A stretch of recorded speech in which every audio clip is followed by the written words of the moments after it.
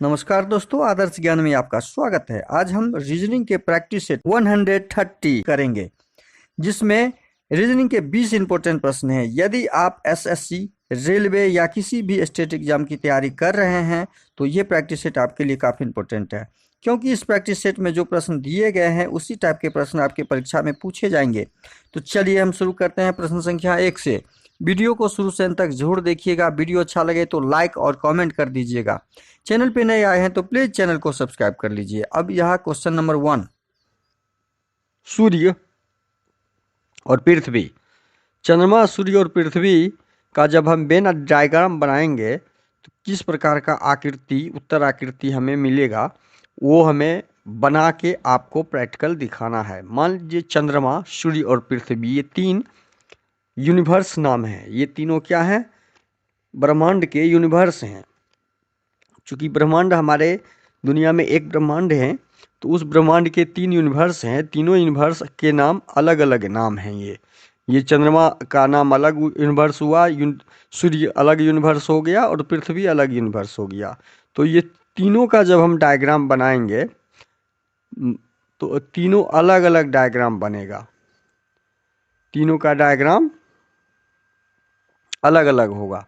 चूँकि यह चंद्रमा हो गया, यह सूर्य हो जाएगा और यह पृथ्वी हो जाएगा, तीनों अलग। तो इस प्रकार की आकृति हमारे ऑप्शन सी में दिख रहा है, तो ऑप्शन सी सही हो जाएगा। अगला प्रश्न है क्वेश्चन नंबर 2। किसी निश्चित कूट पद्धति में टर्मिनल को NSFU MBOJ लिखा जाए, टावर्स को XPUTSF लिखा जाए, तो उसी भाषा, कूट भाषा में मैट को क्या लिखा जाएगा? अब यहाँ पे इसको सही से समझिएगा। टर्मिनल को क्या लिखा है? TERMINAL,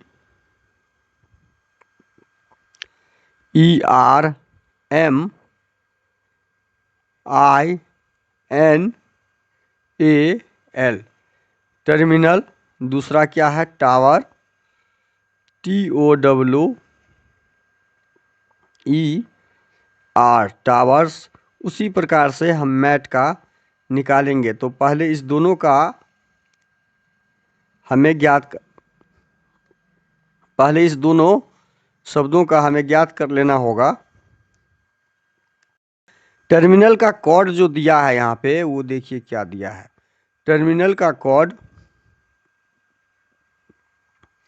NSFUMBOJ दिया है।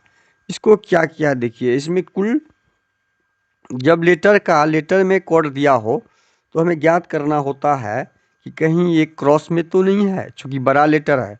छोटा लेटर यदि रहता, कोई छोटा वर्ड कोई रहता, तो हम उसका नंबरिंग करके देखते। लेकिन T20 और N 14 नंबर पे होता है, तो 14 6 माइनस है 5, E 5 number, S 19 number.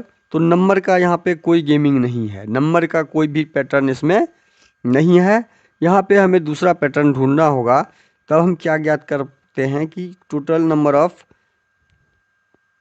Letters कितने हैं? 1 2 3 4 5 6 7 8। इस टर्मिनल वर्ड में 8 लेटर्स हैं, तो M को 4 से हम लेंगे। M को N में कन्वर्ट किया। M को क्या किया है? ये M को क्या किया? N में कन्वर्ट कर दिया, 1 प्लस करके। T को U में कन्वर्ट कर दिया, 1 प्लस करके। तो यहाँ पे हमने प्राप्त किया कि 8 लेटर्स में से 4 4 के 2 भाग कर दिए हैं, और 2 भाग में ये अपने आप को क्रॉस रिप्लेस कर रहा है। R में 1 प्लस करके S कर दिया, E में 1 प्लस करके F कर दिया। ये देखिए 1 प्लस का यहाँ पे क्रॉसिंग था। अब L को कन्वर्ट कर दिया, ये 1 प्लस करके M में, और I को 1 प्लस करके J में। उसी प्रकार N कर दिया O में, A कर दिया B में। यहाँ भी +1 का, 2 ग्रुप करके +1 का यहाँ पे +1 लेटर का क्रॉसिंग है। अब टावर्स में क्या यही कोड लगा हुआ है? टावर्स का कोड भी हमें पैटर्न बना के देखते हैं, क्या यही पैटर्न है? तो टावर्स का क्या कोड दिया हुआ है? XPUTSF।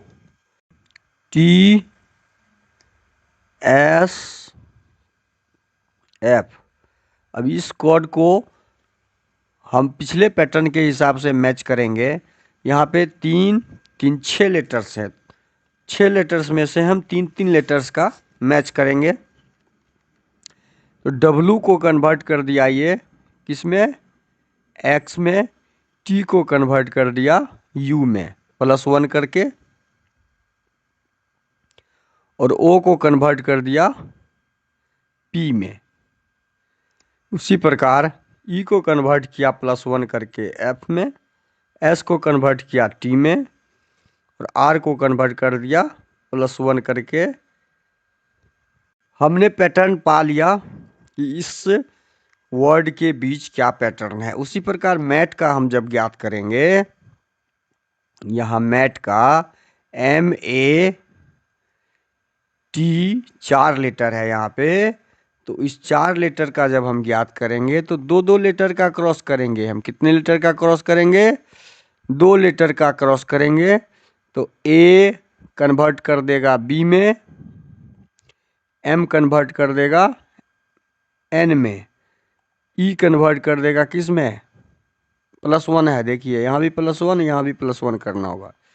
E कन्वर्ट कर देगा F में, T कन्वर्ट कर देगा U में। तो हमारा आंसर क्या आ गया? मैट का BNFU। BNFU जहाँ पे होगा वो हमारा आंसर हो जाएगा। BNFU जिस ऑप्शन में होगा वो हमारा सही आंसर हो जाएगा, और वो BNFU ऑप्शन, BNFU हमारा कहाँ पर आंसर हो जाएगा? ऑप्शन सी में। तो इस प्रश्न का सही आंसर हो जाएगा ऑप्शन सी। अगला प्रश्न है क्वेश्चन नंबर 3। कैप्टन, समुद्र और जहाज। कैप्टन, समुद्र और जहाज में जब हम वेन डायग्राम बनाएंगे तो क्या बनेगा? कैप्टन, जहाज में कैप्टन होता है, तो पहले क्या हो जाएगा? पहले मान लीजिए हम जहाज बनाते हैं। जहाज, ये जहाज हो गया, ये जहाज हो गया, जहाज का डायग्राम। तो जहाज के अंदर क्या होता है? कैप्टन होता है। ये कैप्टन हो जाएगा, ये आपका कैप्टन हो गया, जहाज के अंदर कैप्टन। और जहाज चलता कहाँ पर है? समुद्र में। तो ये समुद्र का डायग्राम बन जाएगा, ये हो जाएगा समुद्र। तो इस प्रकार का जो डायग्राम हमारा दिख रहा है वह ऑप्शन डी में दिख रहा है। तो आपका ऑप्शन डी सही आंसर हो जाएगा। अगला प्रश्न है क्वेश्चन नंबर 4। क्वेश्चन नंबर 4 में क्या है? यदि किसी सांकेतिक भाषा में 10 को 256, 60 को 19872, तो उस प्रकार 16 को क्या लिखा जाएगा? अब देखिए यहाँ पे 10 का क्या दिया है? TEN। 10 का कितना दिया? 256 कोड दिया है। उसी प्रकार 6XIXT 60 का कितना दिया? 60 का कोड दिया है 19827। 16 का कोड हमें ज्ञात करना है। अब 16 का कोड ज्ञात करने के लिए XIXTEEN। अब 16 का कोड ज्ञात करने के लिए हमें क्या करना होगा? हमें कुछ नहीं करना होगा। यहाँ पे देखिए आप, यहाँ पे आपके सामने में 6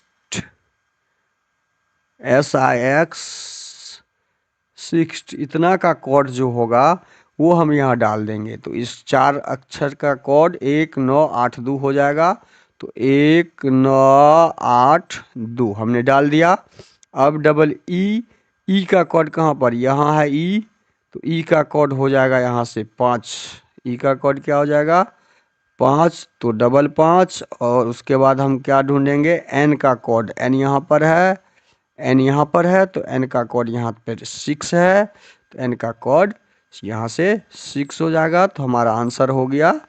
और ये आंसर जिस ऑप्शन में होगा, तो ये दिख रहा है हमारा ऑप्शन, किस ऑप्शन में, 55619 सी।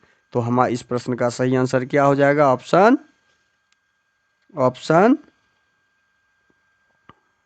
ए में दिख रहा है, ऑप्शन ए सही आंसर हो जाएगा, ऑप्शन ए। अगला प्रश्न है क्वेश्चन नंबर 5। समुद्र मछली जंतु का जब डायग्राम बनाएंगे हम, तो कैसा बनेगा,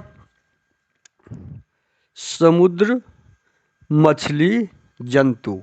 अब मान लीजिए ये समुद्र है,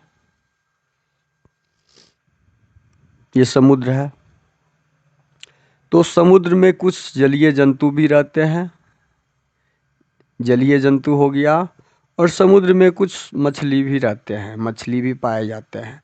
ये मछली का फिगर हो गया। तो ये तस्वीर हमारा ऑप्शन सी में दिख रहा है, ये डायग्राम। तो ये डायग्राम ऑप्शन सी हमारा सही हो जाएगा। अगला प्रश्न है question number 6।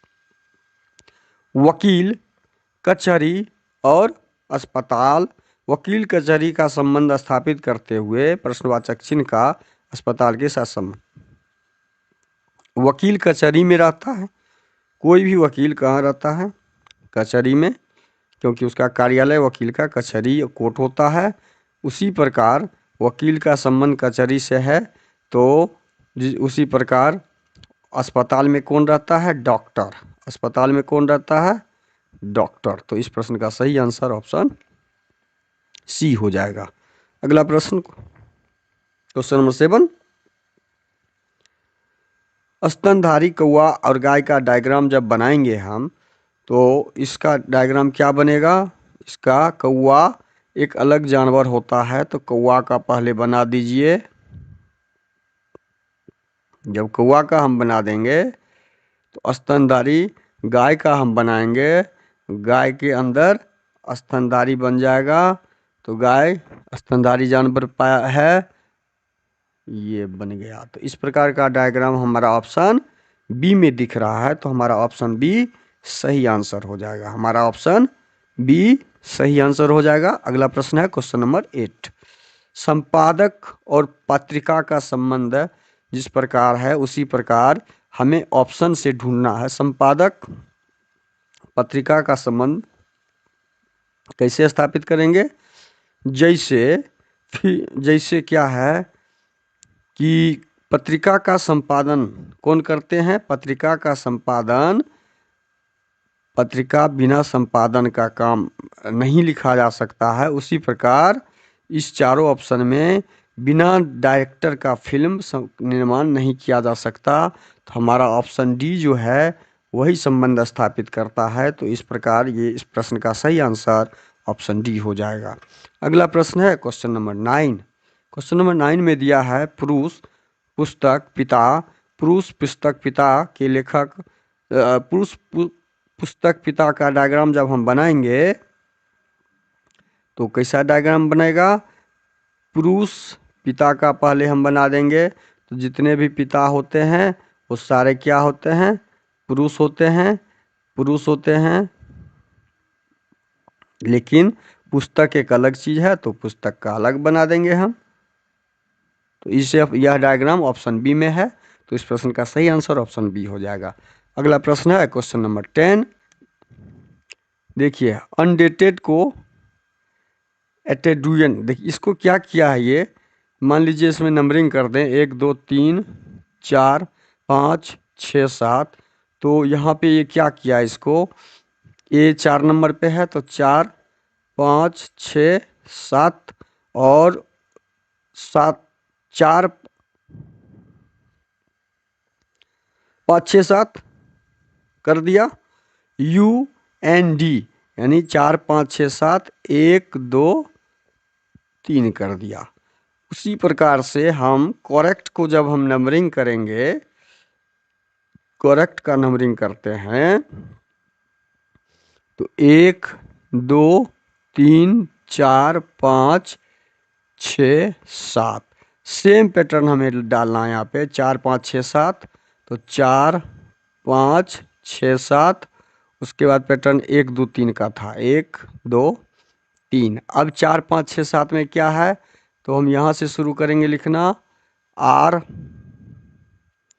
E C T हमने डाल दिया। अब 1 2 3 में क्या है COR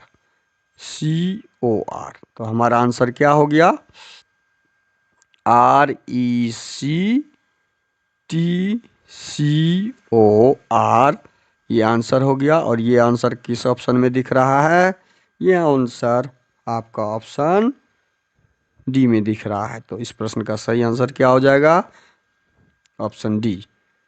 अगला प्रश्न है क्वेश्चन नंबर 11। सही विकल्प का चयन करें। सही विकल्प का चयन करना है अर्थपूर्ण और तर्कपूर्ण क्रम को करते हुए। अब देखिए समय के बारे में कुछ जानकारी यहाँ दिया गया है, तो समय के बारे में जानकारी दिया गया है तो समय के अनुसार इसका हम हल करेंगे। तो समय के अनुसार जब हल करेंगे तो इसमें सबसे छोटा समय सेकेंड होता है, तो 3 नंबर हमारा पहले आ जाएगा। 3 नंबर वाला ऑप्शन एक ही है, option B, option C, option D. हम यहाँ ही क्वेश्चन में आंसर लगा के आगे बढ़ जाएंगे एग्जाम में, लेकिन यहाँ पूरा जानकारी आपको देंगे। सेकेंड के बाद हमारा क्या होता है, सेकेंड के बाद हमारा मिनट आता है, लेकिन यह ऑप्शन हमारा गलत दिया हुआ है। यह ऑप्शन हमारा गलत दिया हुआ है। हम पूरा ऑप्शन कंप्लीट करते हैं। 3 के बाद हमारा 5 हो जाएगा। उसके बाद घंटा होगा, घंटा समय होगा 1 हो जाएगा। घंटा के बाद क्या होता है, कई घंटे मिलके दिन बनते हैं, 4 हो जाएगा। कई दिन बन के सप्ताह हो जाते हैं, 6 हो जाएगा। और कई सप्ताह मिलके मंथ बन जाते हैं, 2 होगा। हमारा ऑप्शन ए 3 5 1 4 2 ऑप्शन ए सही हो जाएगा, जो ऑप्शन ए में टाइपिंग मिस्टेक था। अगला प्रश्न है क्वेश्चन नंबर 12। निम्नलिखित शब्दों को एक तर्कपूर्ण एवं अर्थपूर्ण क्रम में व्यवस्थित करना है। इसको भी तर्कपूर्ण और अर्थपूर्ण व्यवस्थित करना है, वो भी मेरा वही था। अब देखिए यहाँ पे कुछ जंतुओं के नाम दिए गए हैं, कुछ जंतुओं के नाम दिए गए हैं। तो जंतु के नाम को बड़ा से छोटा के रूप में हमें सजाना है। तो मक्खी सबसे छोटा होता है, तो 4 नंबर हम पहले डाल देंगे। 3 वाला ऑप्शन हमारा दोनों कंप्लीट खत्म हो गया। अब 4 वाला में से मक्खी के बाद, मक्खी से बड़ा थोड़ा सा होता है चूहा, 3 नंबर उसके बाद आ जाएगा, चूहा भी खत्म। चूहा के बाद उससे बड़ा थोड़ा सा होता है मंकी, बंदर, तो 1 नंबर उसके बाद हो जाएगा। 4 3 1 जो ऑप्शन एक में दिया हुआ है, ऑप्शन बी में दिया हुआ है, तो ऑप्शन बी हमारा सही आंसर हो जाएगा। ऑप्शन सी भी नहीं होगा। हम इसके बाद आपका शेर डालेंगे 5 नंबर, उसके बाद 2 नंबर। अगला प्रश्न है क्वेश्चन नंबर 13। निम्नलिखित प्रश्न श्रृंखला श्रेणी में प्रश्नवाचक चिन्ह को ज्ञात करना। प्रश्नवाचक चिन्ह के स्थान पे क्या आएगा उसे ज्ञात करना है। ये प्रश्न का जो सॉल्व करेंगे हम, इस प्रश्न के सॉल्व को हम क्या, WEF मतलब W के बाद ठीक वाला एक वाला शब्द +1, EF +1, LM +1, PQ +1, तो +1 वाला यहाँ पे जो अक्षर होगा वही हम डालेंगे। TU ये नहीं है, HK ये नहीं है, OP, O के बाद P होता है, ये हमारा +1 वाला है। तो हमारा ऑप्शन सी सही हो जाएगा। कौन सा ऑप्शन सही हो जाएगा, ऑप्शन सी। अगला प्रश्न है क्वेश्चन नंबर 14। M का अर्थ भाग है। M का अर्थ क्या दिया हुआ है, भाग, तो M को कट कर देंगे, M के जगह पे भाग डालेंगे। R का अर्थ जोड़ दिया हुआ है, R को कट करेंगे और वहां पे जोड़ का निशान डालेंगे। T का अर्थ घटाव दिया हुआ है, T को कट करेंगे, घटाव का निशान। K का अर्थ गुना दिया हुआ है, K को कट करेंगे, गुना का निशान। हमने सारे गणितीय चिन्ह को लगा दिया। अब हम इसे सॉल्व करेंगे। 20 जोड़ 16 गुना 5 भागा 10, 5 भागा 10 बराबर घटे 5 भागा M का अर्थ भाग भागा 10 घटे 8।